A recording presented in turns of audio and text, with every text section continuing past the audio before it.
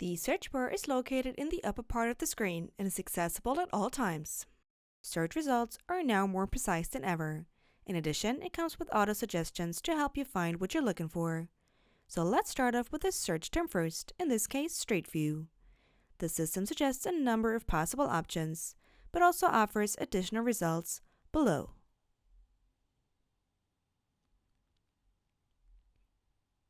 The different options are divided into click-through, use cases, and photos.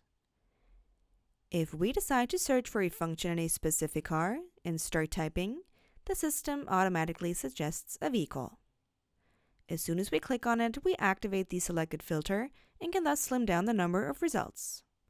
Of course, we can filter for more than one car only. If we select a second one, the system will show results for the chosen vehicles exclusively. In addition, the search function uses different colors to indicate what kind of video the user is watching: highlights, click-through, or use case video.